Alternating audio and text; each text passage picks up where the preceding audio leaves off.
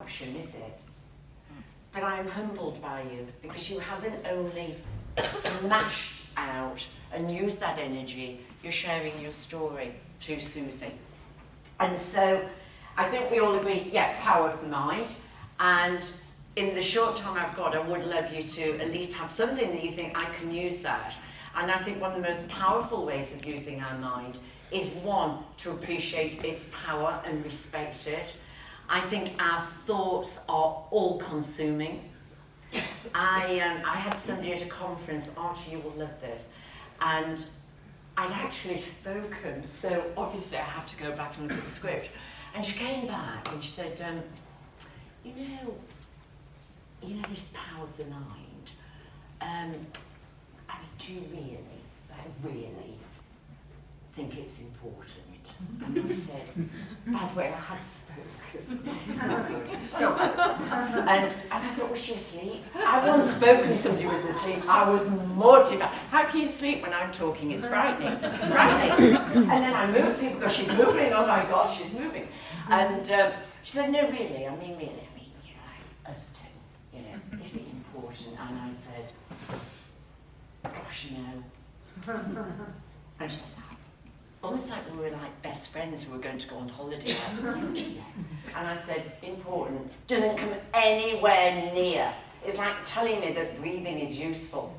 Okay? So it's the genuine belief that we are our thoughts. And I say to organisations and companies and individuals, what you think, honestly, I can get better. Honestly, if we just give me time. I know, I've never done this before. Susie, lock that door. Okay, and and that's the type of success bounce back. But this is what I believe, and I use this if it's Chanel, and I use it if it's Centrepoint. And I believe that what you and I think will become how we feel. And how you and I feel can be either positive or negative. And how you and I feel will trigger how motivated we are. Interesting one. Inspiration, desperation. How motivated you are will trigger what you do or don't do. And what you do or don't do will give you your outcomes. And your outcomes are your life. And I always say, go back to your thoughts. Thoughts are boomerangs.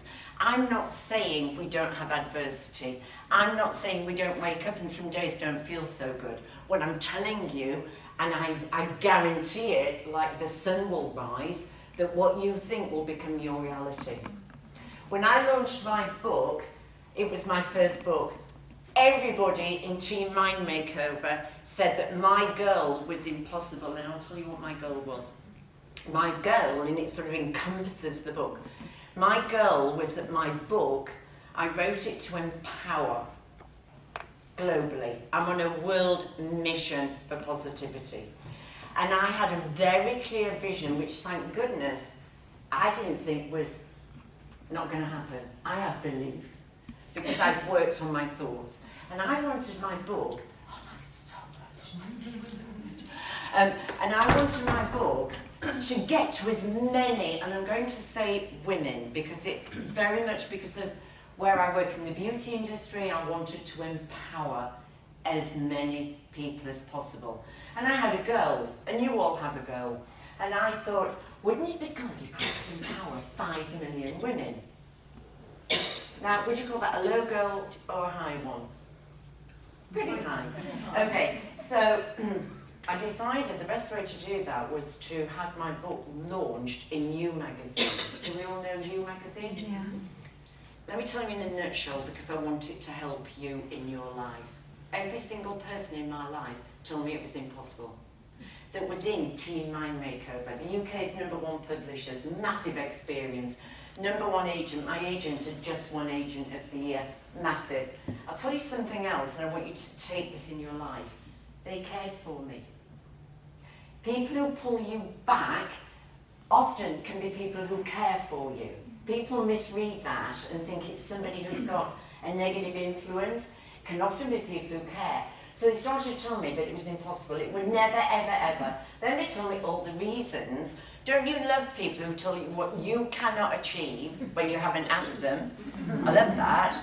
And I usually say, I'm sorry. And they say, what? And I said, did I ask you something that I can't remember? Right? Okay. So they were saying, and then they gave me all the stats why I wouldn't achieve it. But what I did was I did the book, and I did the power of imagination, and I repeated the power of the imagination. And I did something called 4 points. 1, file everything that's positive in your mind. Take it as a computer. 2, oh, I love this button. Delete anything that doesn't serve you. Now, I don't mean partners. Okay? Right? Because, no, seriously, it's happened, Susie, it's happened. And then, yeah, see, it's right. I just spoke to 2,000 women entrepreneurs. If I don't ever move, this is the truth. A lady from Irene came and she said, you have 2,000 women, you have completely spoken to me. And it's like a life moment. I thought, oh, she said, he's going. And I was like, okay, bring it back. This is supposed to be Chanel. We're business women. We're supposed to be adding millions, not getting rid of Derek. Okay. So it's file the great stuff. So I filed, I've written a book.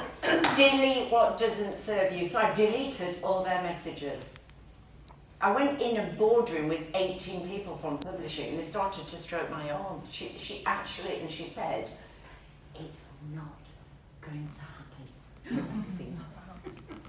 I thought it was very odd behaviour, but anyway. It was one of those days I needed some love. It was quite nice. Okay, so, and then you use the file and save, delete and edit.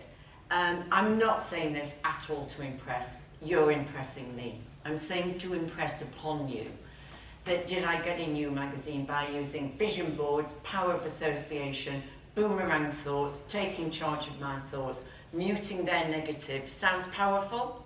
It is. Did I get into You magazine and achieve my goal of 5 million women? Yes, I did. Did I get a little bit? No, I got 4 pages.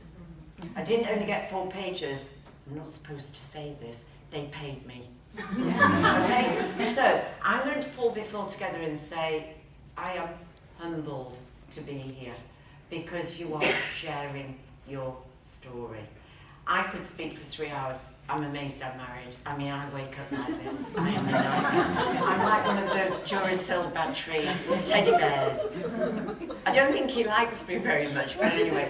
So, I want to bring it together and say so seriously my belief in the power of our thoughts. Life does not always have the wind on our back.